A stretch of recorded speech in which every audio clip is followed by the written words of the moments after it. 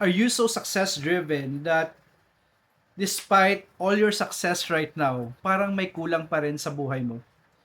Tama naman yung mindset mo. You work on yourself. You feel that you've healed yung traumas mo sa buhay, pero parang may kulang pa rin. Akala ko dati it's all about the mindset. No? It's all about having the right mindset, having the right emotions, forgiving the past.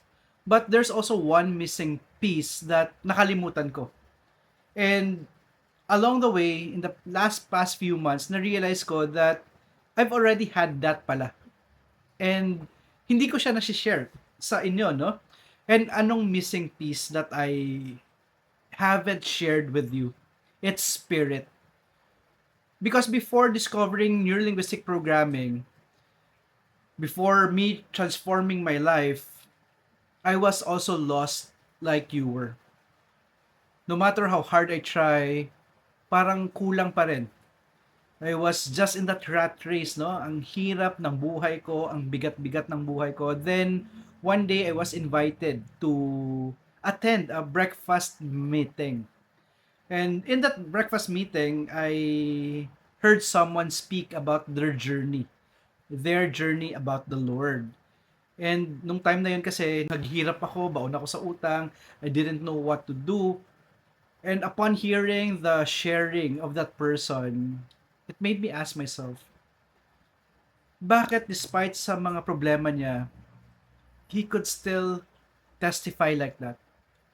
He was able to overcome his challenges in his life. And mind you, yung problema niya mas matindi pa sa pinagdadaanan ko. And what happened because of that sharing, I was inspired to keep on joining. No, so the community that I am in is what we call the Brotherhood of Christian Businessmen and Professionals. And what happened next is I met the Lord. I was able to build a personal relationship with the Lord. I was able to assess myself, how sinful I am. No, akala ko that I can make it on my own.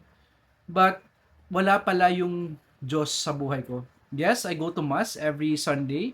But I was just superficial. And I didn't know that hindi ko pala talaga tunay na kilala ang Panginoon. Now, in my journey in our community, no, hindi naman overnight na parang nagbago yung buhay ko. Siyempre, it was a process. Because, yun nga, before that, ang haba-haba ng sungay ko.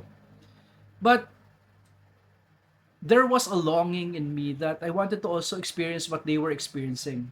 No, parang I could see in their faces the peace of mind, the certainty, no? I don't know if you experienced that, yung having grace and peace, na despite may problema ka sa buhay, merong peace in your mind, that you know everything is going to be okay and everything's going to turn out great.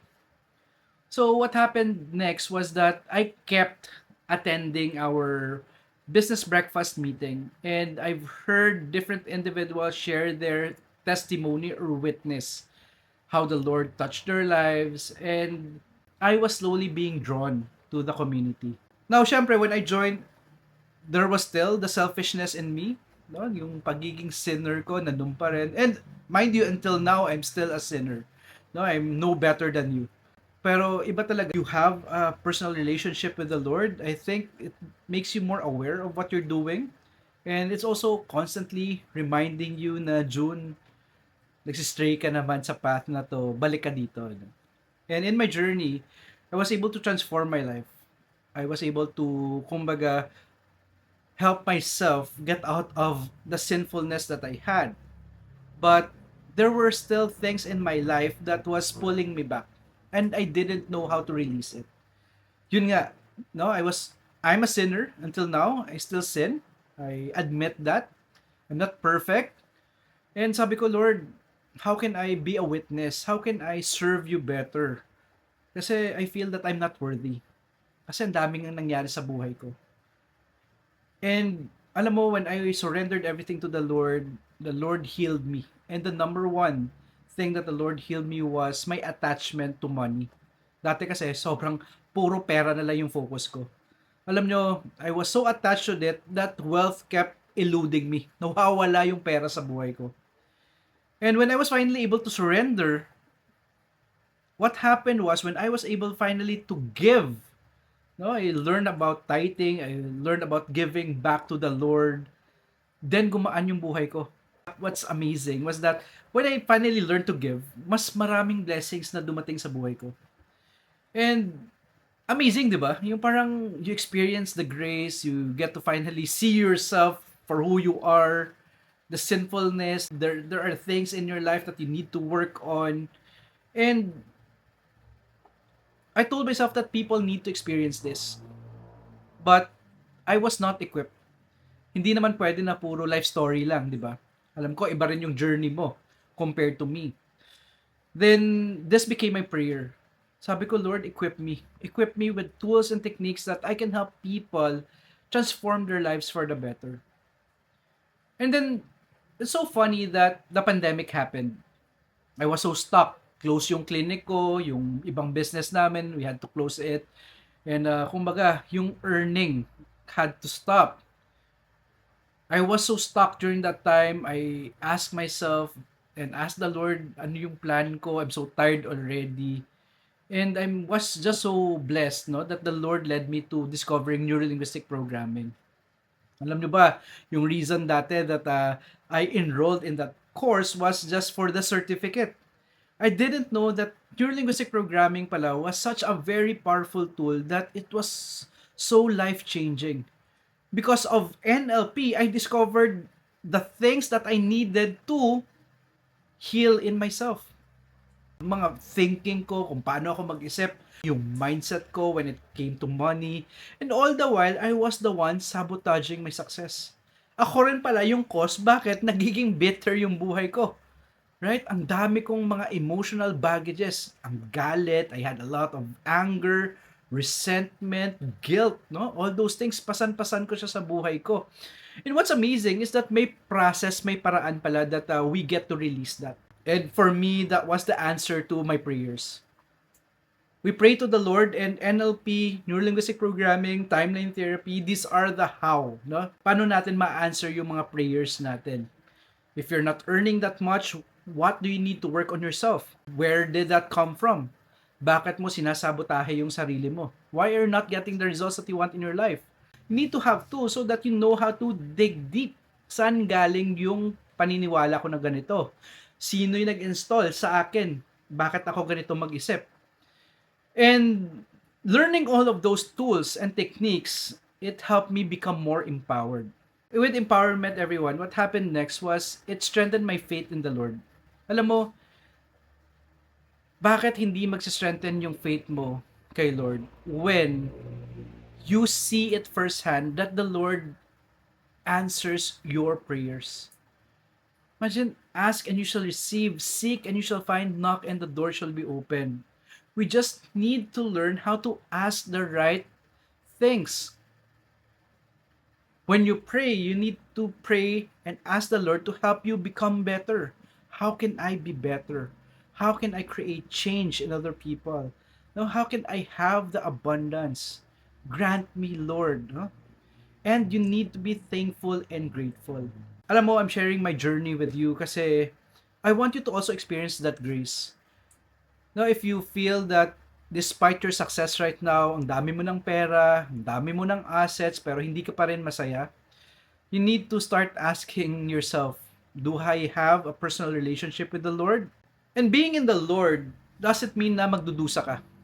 Hindi totoo yan na pag bumalik ka kay Lord, kukunin ka na ni Lord. Right? Pag bumait ka, kukunin ka na ni Lord. Hindi. That's a limiting belief. Did you know that when you surrender yourself to the Lord, the floodgates of wealth will open in your life.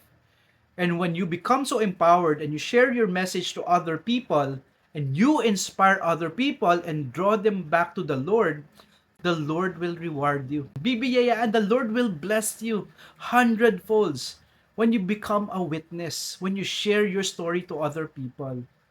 Alam mo, I'm still a sinner. I still commit sin. But I know that being with the Lord, I know that there's this voice telling me na, June, step back ka muna. Isipin mo yung sarili mo. No, you don't have to beat yourself up. If you sin, stand up, say sorry, then do better. You don't have to dwell in your mistakes.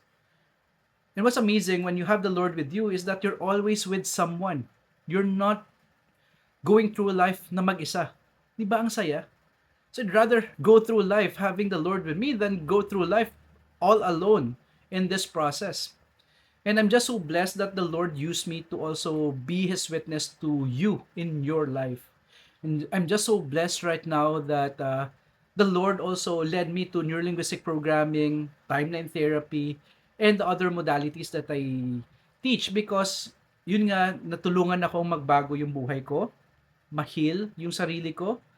When I was able to heal myself, I became a better husband, a better father, a better person, no? Because the Lord will answer your prayer. But you still need to do the work. Hindi pwede na isusubo niya yung ibibigay sa'yo. You need to deserve it. And if you feel that you're stuck right now in your life, check yourself. Is my spirit filled?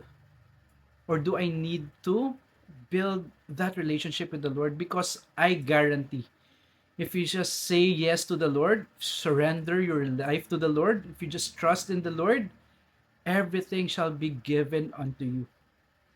And hindi yan totoo. No? Na pag nagbago ka, kukunin ka na ni Lord. Hindi yan totoo. The truth here is that pag nagbago ka, ibibigay lahat ng gusto mo. I hope that our time together has been productive. I pray that you discover the Lord in your life, you find peace in your life, and you find forgiveness. No, I know that you're experiencing some trauma right now in your life. Baka mabigat yung buhay mo ngayon, dami mong problema. If you feel that you need someone to talk to, you need to find clarity in your life, just reach out to me. And if you want to be equipped with the right tools to help yourself and also other people, reach out to me because we need more change makers. Hindi ko kaya na ako lang. Hindi namin kaya na kami-kami lang. I need your help. And if you want to transform other people's lives, kailangan din na equip ka with the right tools to transform your life and transform them. And you need to be part of a community that will support you in your journey. Let's all be wealthy with the Lord, with the right tools to create change in our lives and others. Once again, I'm June Acevedo. I'm a certified neurolinguistic programming master trainer. Alam mo, hindi ka nag-iisa sa buhay mo and merong paraan na pwede nating baguhin yung buhay natin. You just have to surrender, trust the process, and have faith in the Lord.